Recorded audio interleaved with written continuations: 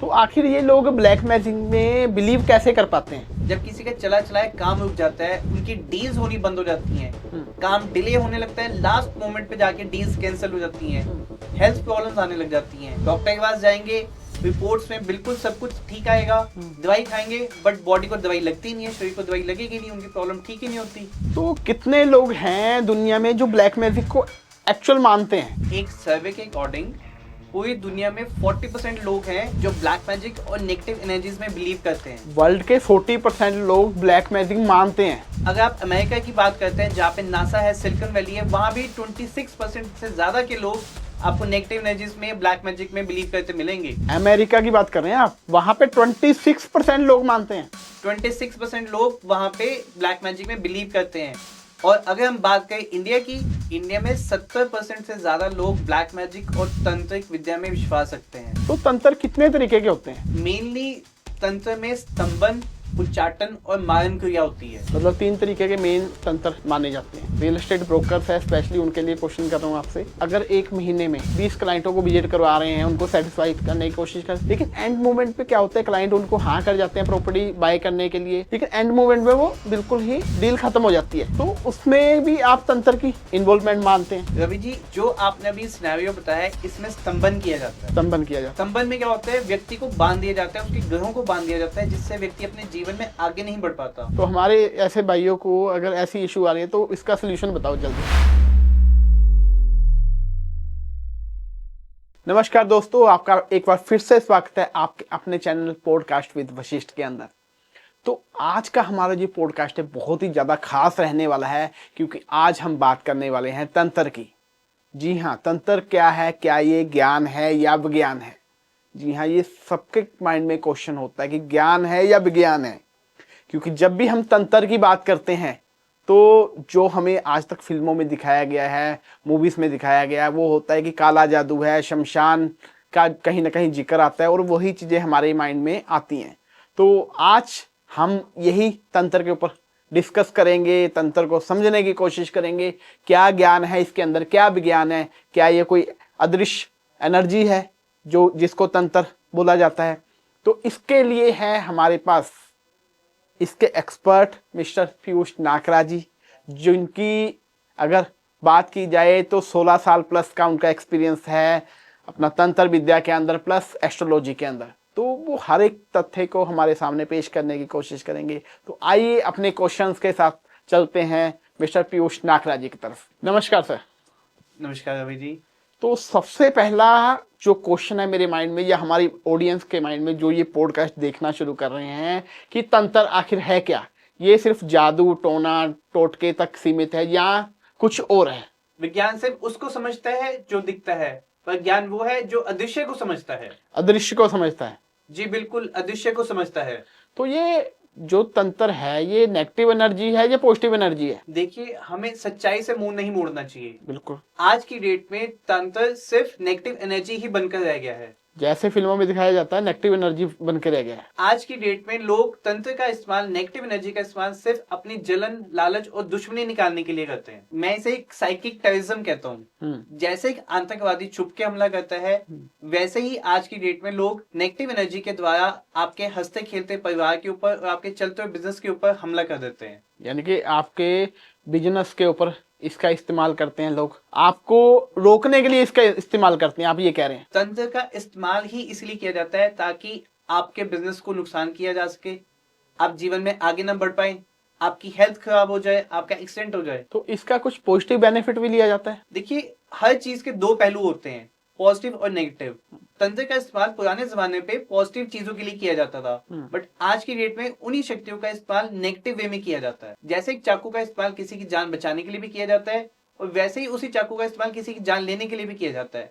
वैसे ही एनर्जीज होती है, उनको पॉजिटिवली भी यूज कर सकते हैं और उनको नेगेटिवली भी यूज कर सकते हैं। तो आखिर इसका सच क्या है? तंत्र उन तामसिक शक्तियों को जगाना है जो प्रकृति के नियमों के खिलाफ काम करती हैं। प्रकृति के नियम के खिलाफ काम करती हैं। इन शक्तियों के द्वारा आपके ग्रहों को कमजोर किया जाता है। ग्रह को ही कमजोर कर देते हैं? बिल्कुल। अगर आपकी कुंडली में बृहस्पति मजबूत है तो उस बृहस्पति को तंत्र के द्वारा कमजोर किया जाता है ताकि आप जीवन में आगे न बढ़ पाए, आपको बेटर अपॉर्चुनिटीज ना मिले, आपके बिजनेस में लॉसेस होने स्टार्ट हो जाए। मतलब आपकी ग्रोथ को रोकने के लिए इस्तेमाल इसका मैक्सिमम किया जाता है आज की डेट में। जी, और सिर्फ बिजनेस ग्रोथ को ही नहीं, अगर आपके घर में आप अपने परिवार के साथ हंसी खुशी रहते हैं और कोई व्यक्ति आपसे जलता है, तो तंत्र के द्वारा आपके मंगल को कमजोर करके आपके घर में क्लेश और लड़ाइयां बढ़ा दी जाती है। मतलब जो हम देखते हैं ग्रह क्लेश ये वो जो होते हैं वो मैक्सिमम आप कह रहे हैं कि तंत्र के द्वारा किए जाते हैं। जी बिल्कुल, ये ब्लैक मैजिक का सबसे पहला सिम्टम होता है, जिसमें कहते हैं कि आपके घर में छोटी छोटी बात पे आपको गुस्सा आना शुरू हो जाएगा,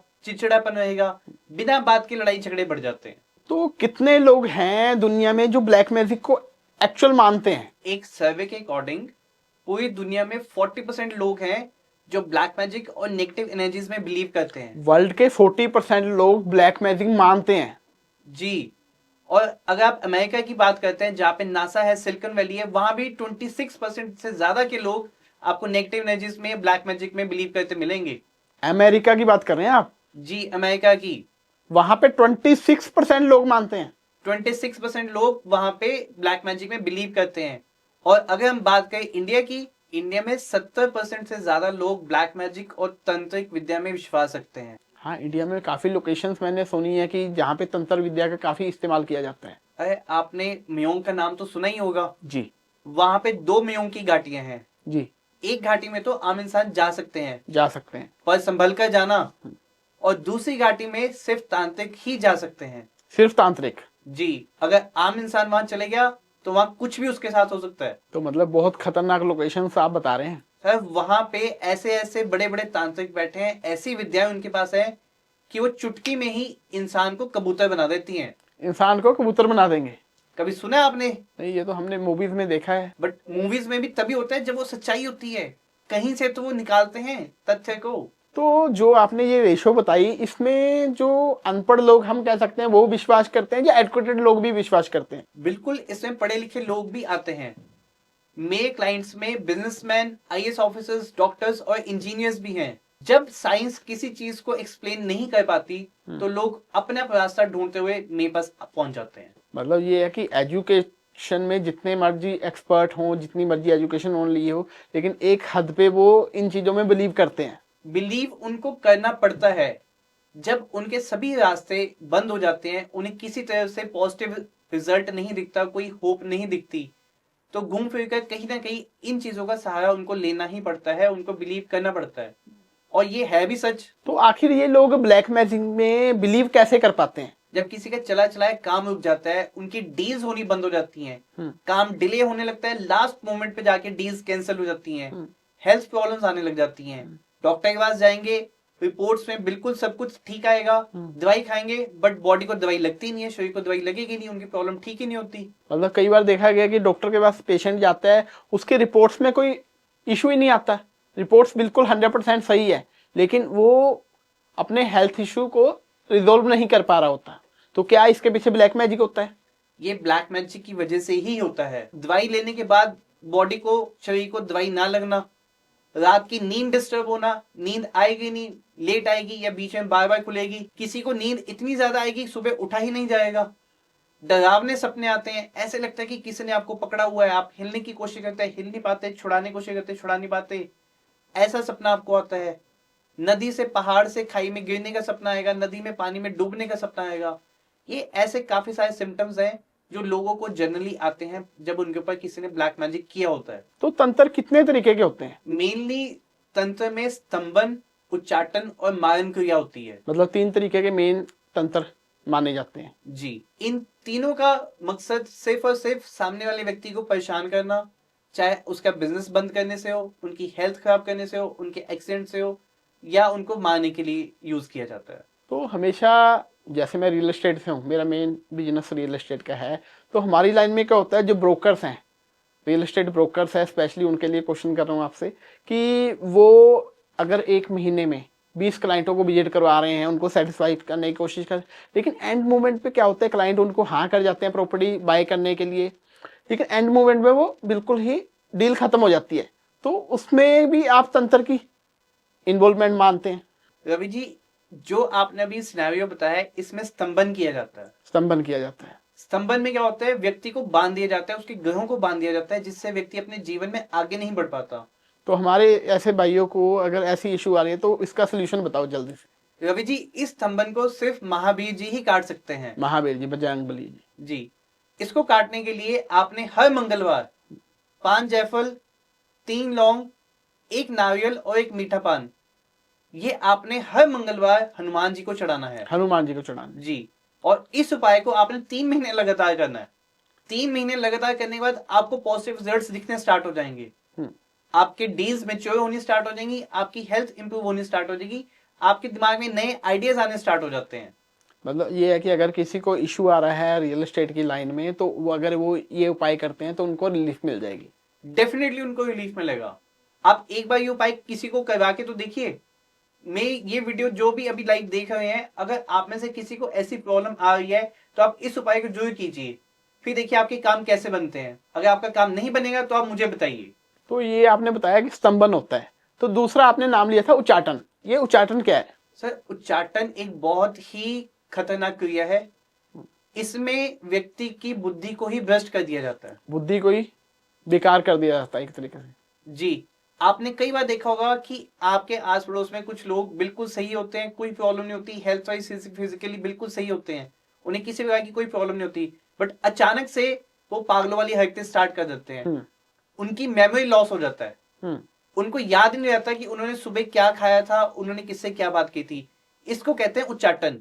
इस क्रिया के अंदर व्यक्ति को इतना पागल कर दिया जाता है कि वो कोई काम करने लायक ही नहीं रहता। ना वो अपनी जॉब पे जा पाएगा, ना बिजनेस कर पाएगा, ना अपने परिवार को संभाल पाएगा। ये बहुत ही खतरनाक क्रिया है। तो इसका उपाय क्या है आखिर? उच्चाटन को ठीक करने के लिए आपने 1 नारियल लेना है, उसमें 5 लौंग और 2 तरह की मिठाई। 2 तरीके की मिठाई, ठीक है। 2 तरह की मिठाई, और इसके साथ ही आपने 7 पीस लेने छोटे छोटे गोल लुकिंग मिरर्स के। गोल लुकिंग मिरर जो कपड़ों पे भी लगे होते हैं। जो कपड़ों पे लगे होते हैं, मनियारी की शॉप पे इजिली मिल जाते हैं मार्केट में। जी।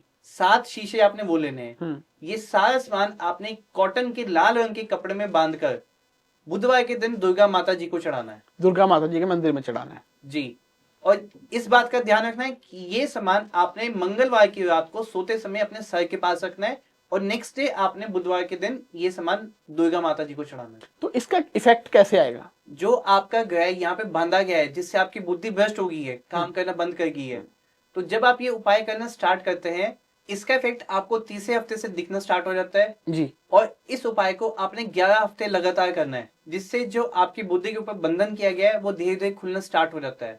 मतलब तीसरे हफ्ते से फर्क पड़ना शुरू हो जाएगा? तीसरे हफ्ते से फर्क पड़ेगा, बट इस उपाय को आपने लगातार 11 हफ्ते करना है, तभी आपको इसका रिजल्ट मिलेगा। तो तीसरा आपने नाम लिया था मारन।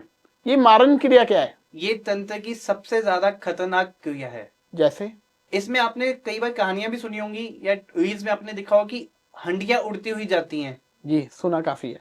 ठीक है, ये हंडियां उन लोगों के घर पे जाके गिरती है जिसके नाम से ये हंडी बनाई जाती है, जिसके लिए छोड़ी जाती है। ओके।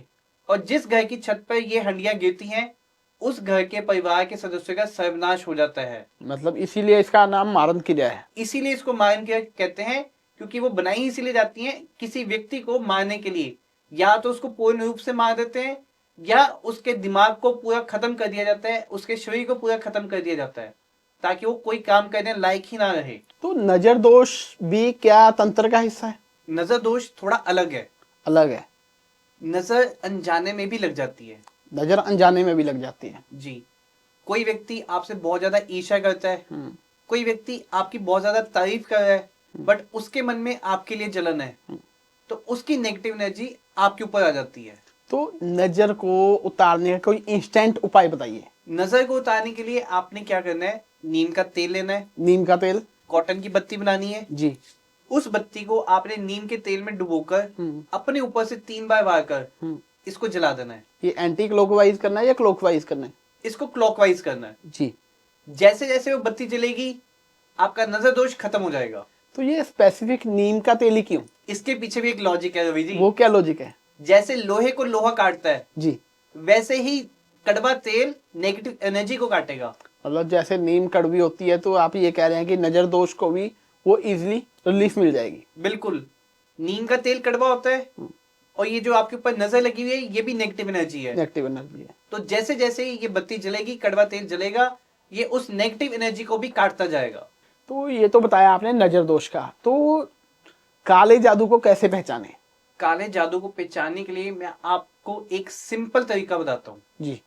जिस व्यक्ति के ऊपर भी काला जादू का असर होगा, उस व्यक्ति को सोते समय भारीपन महसूस होगा। भारीपन महसूस होगा। आपको ऐसा लगेगा जैसे आपको किसी ने पकड़ रखा है, आपको जकड़ रखा है। ठीक है। आप बोलने की कोशिश करेंगे, आपकी आवाज नहीं निकलेगी। और एक स्पेसिफिक टाइम 2 से 3 के बीच आपकी आंख जरूर खुलेगी। रात को 2 से 3 के बीच में नींद डिस्टर्ब होगी आपके कहने के अकॉर्डिंग? जी, 2 से 3 के बीच में लगातार आपकी 3-4 दिन आंख खुलेगी ही खुलेगी।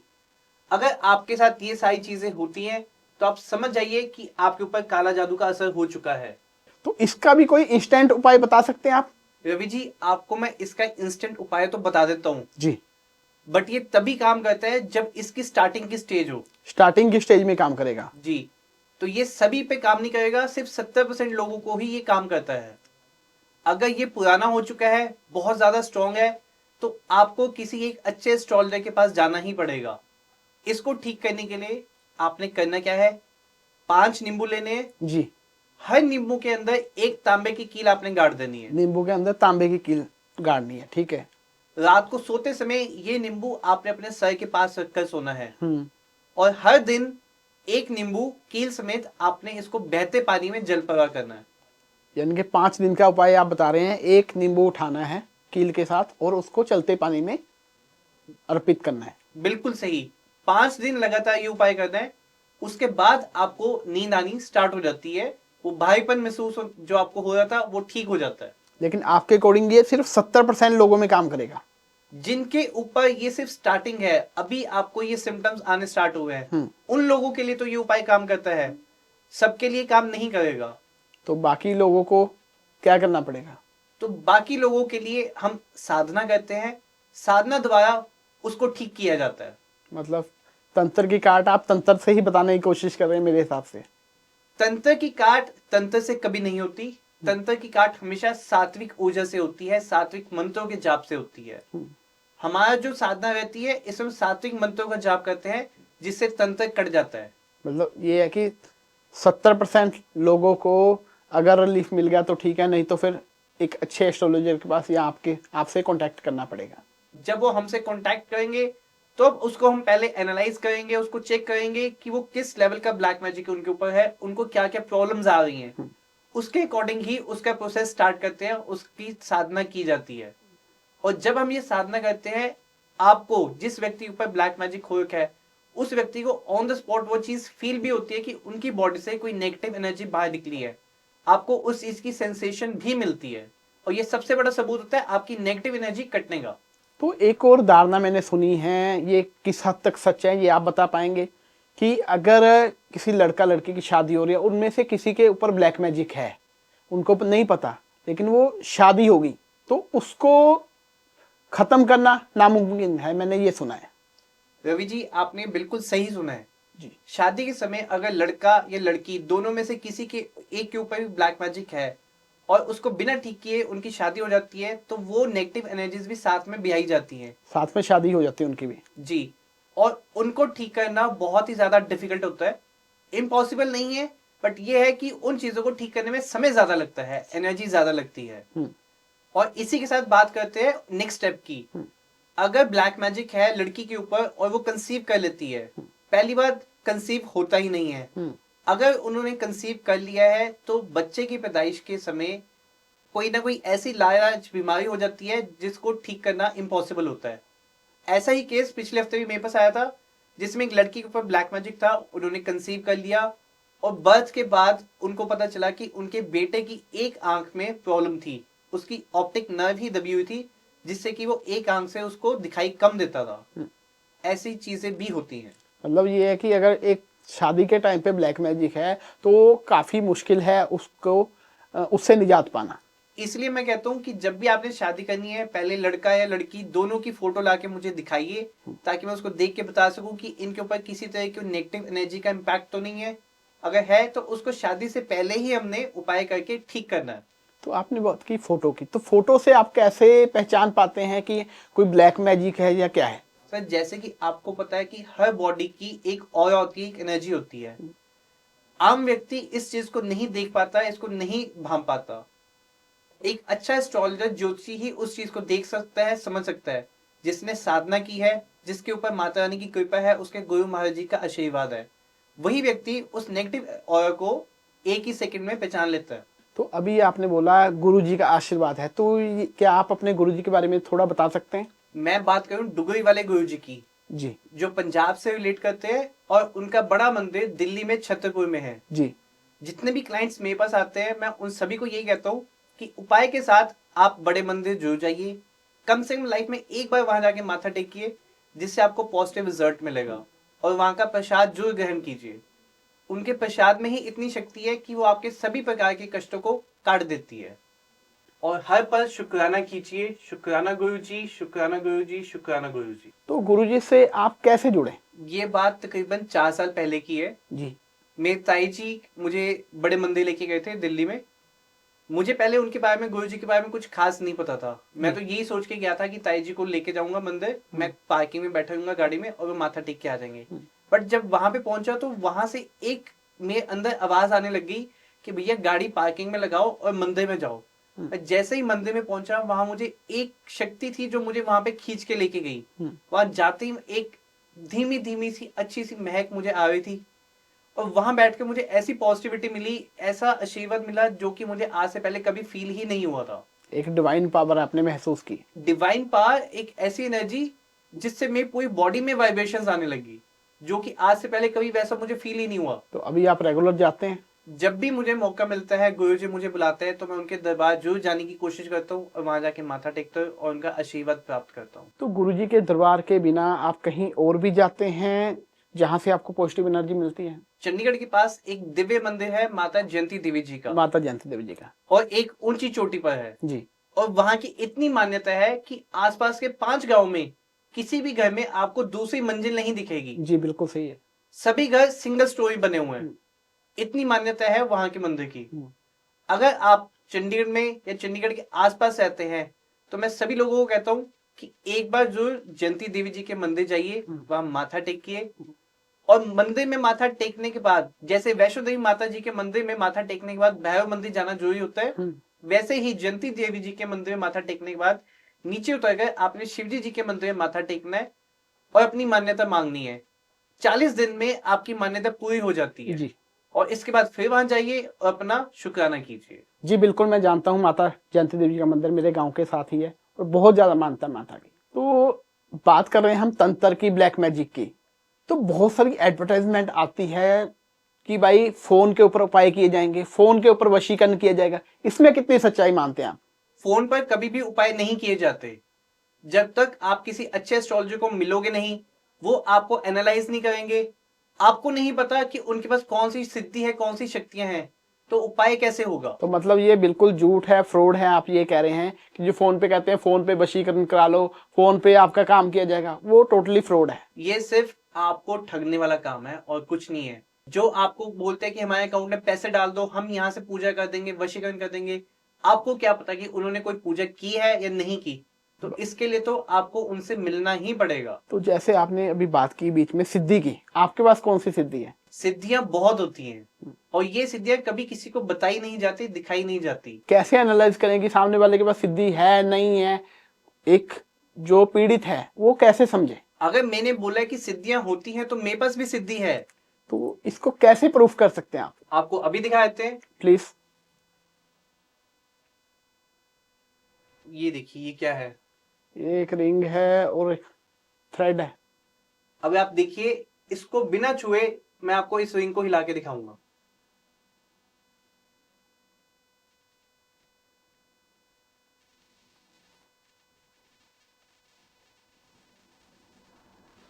अभी देखिए, रिंग स्टिल है।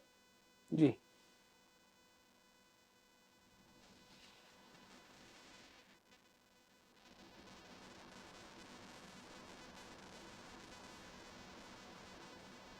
मेरा हाथ तो नहीं लो ऊपर से।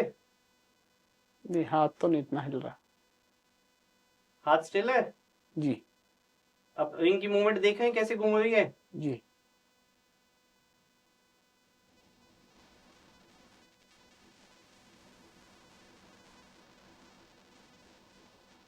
इसीलिए कैसे हो रहा है? अब देखिए, इसको रोक के भी दिखा दिया आपको। जी। अब ये सिद्धि नहीं तो और क्या है? ये किस तरीके से होता है? रवि जी, ये सिद्धि होती है। हर इंसान के अंदर 55 सिद्धियां होती हैं, जिसको हम कहते हैं सिक्स सेंस। ओके। 5 सेंस हर व्यक्ति के पास ऑलरेडी एक्टिवेटेड है। ये सिक्स सेंस है जो साधना द्वारा सिद्ध की जाती है, तब ये शक्ति आती है। ये सिर्फ एक शक्ति का नमूना मैंने आपको दिखाया है, ऐसी अनेकों सिद्धियां होती हैं, अनेकों शक्तियां होती हैं, जिनके प्रयोग से, जिसके आशीर्वाद से लोगों को हम ठीक करते हैं, जिनके ऊपर ब्लैक मैजिक किया होता है। तो आपने बताया कि आपने भी सिद्धियां हासिल की है, ये करके भी दिखाया आपने, तो क्या आपने भी शमशान में जाके सिद्धियां हासिल की है? रवि जी, हर व्यक्ति शमशान वाला नहीं होता। मेरी शक्तियां सात्विक शक्तियां हैं। सात्विक शक्तियां। हम जो पूजा करते हैं, साधना करते हैं, सात्विक करते हैं। जैसे कि मैंने आपको बताया कि ये शक्तियां मुझे मेरे गुरुजी से मिलती हैं, जयंती माता जी के मंदिर से मिलती हैं।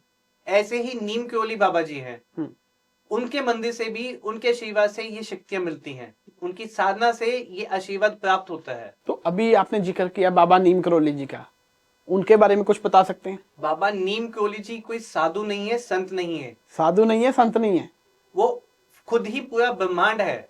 पूरा ब्रह्मांड है जी। पूरा संसार उनसे चलता है। वही एक शक्ति है जिनका डंका पूरे संसार में बजता है। बाबा नीम करोली, उनको पूरा संसार मानता है।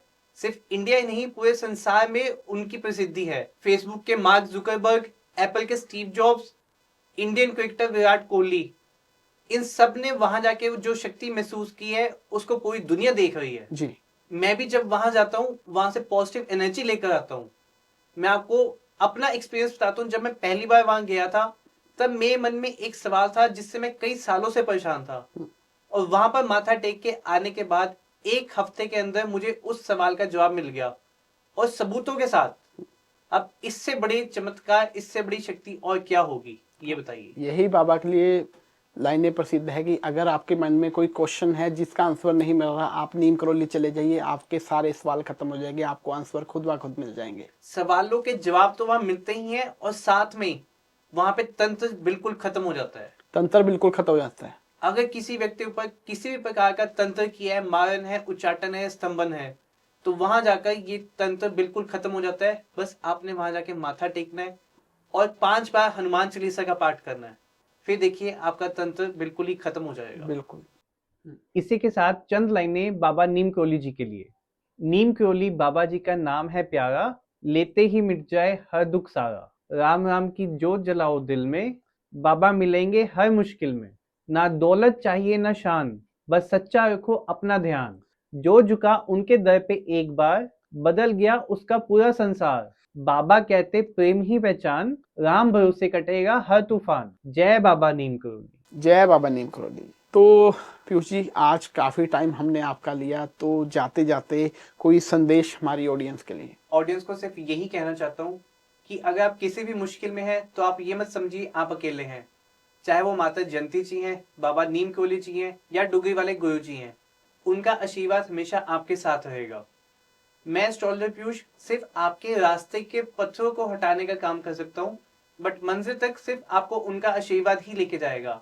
आप किसी को भी मानिए, उन पर श्रद्धा रखिए, विश्वास कीजिए और उनका नाम जप कीजिए, वो आपके रास्ते खोलते ही जाएंगे। तो अभी अलविदा कहते हैं हमारी ऑडियंस को, क्योंकि जो भी उनके कमेंट्स होंगे, क्वेश्चंस होंगे, वो नेक्स्ट टाइम हम आपको इनवाइट करेंगे। तो नेक्स्ट टाइम आपका टाइम जरूर लेंगे। तब तक के लिए नमस्कार। Thank you Ravi ji.